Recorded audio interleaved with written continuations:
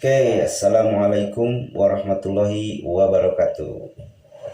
Ketemu dengan saya, pemilik akun Otak Terbalik. Masih ingat dengan video ini?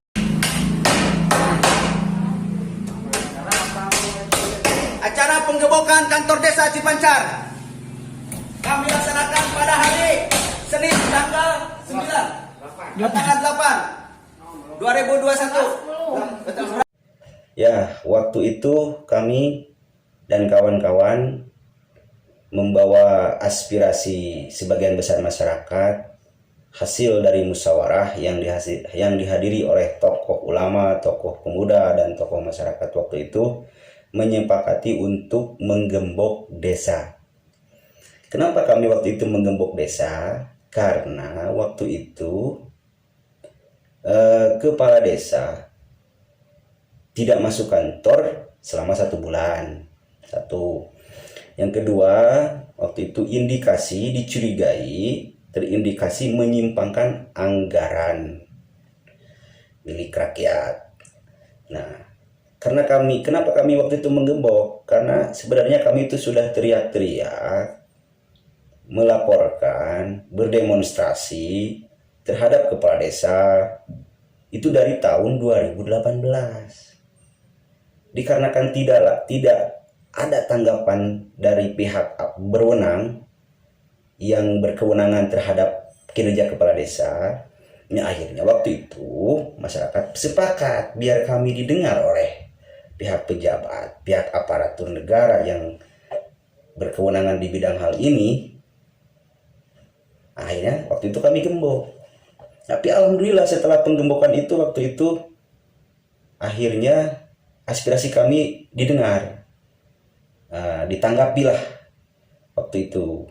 Akhirnya kami diundang oleh Bapak Camat beserta jajarannya dan Muspika, dihadiri oleh Bapak Kapolsek, Bapak Dan Ramil, untuk mengklarifikasi hal tersebut. Kenapa sampai desa waktu itu sampai digembok?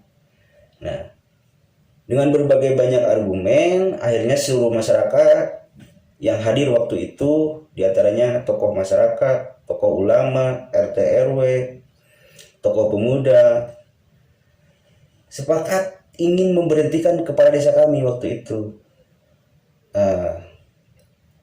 Tapi waktu itu setelah ditandatangani oleh RT RW, oleh sebagian besar masyarakat, tetap kepala desa itu tidak mau mengundurkan diri, bahkan menantang dilaporkan waktu itu.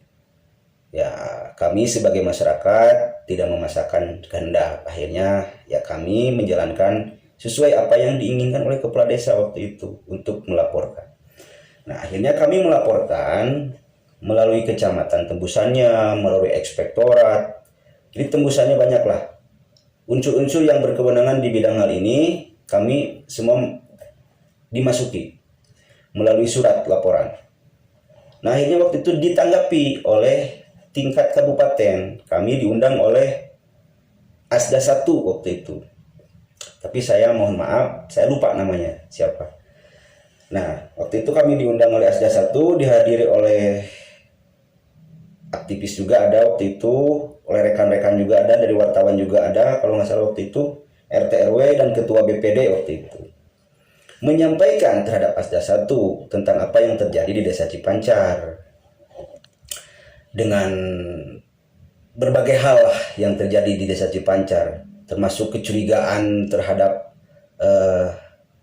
indikasi penyelewengan anggaran dana desa, terus buruknya kinerja kepala desa.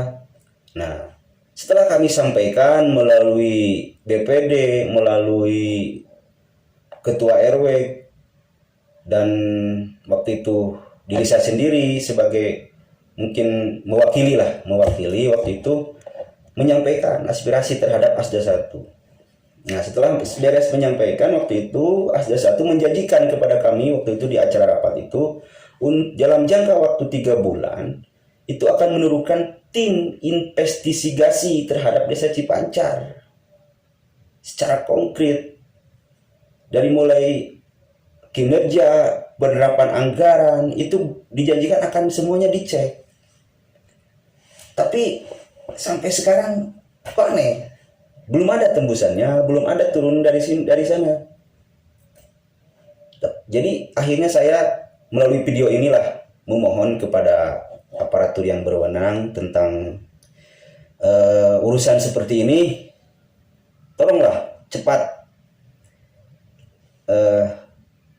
tolonglah segera mungkin mengecek tentang kinerja kepala desa keseluruhan, tentang kinerjanya kepala desa kami ini. Karena jelas detik hari ini pun kepala desa kami itu anggaran yang periode 2021 itu ada anggaran periode pertama itu sebesar 360 juta kalau nggak salah, itu real. Sampai tahap kedua, itu tahap pertama, sampai tahap kedua hari detik ini itu belum terrealisasi, belum ada pembangunan pengukuran, belum ada itu. Jadi mohon tolonglah segera Bapak Bupati atau Bapak siapa yang berwenang lah di bidang hal ini, karena jelas ini netral, ini ketahuan oleh sebagian besar masyarakat tentang keburuknya kinerja kepala desa kami. Tolonglah. Oke.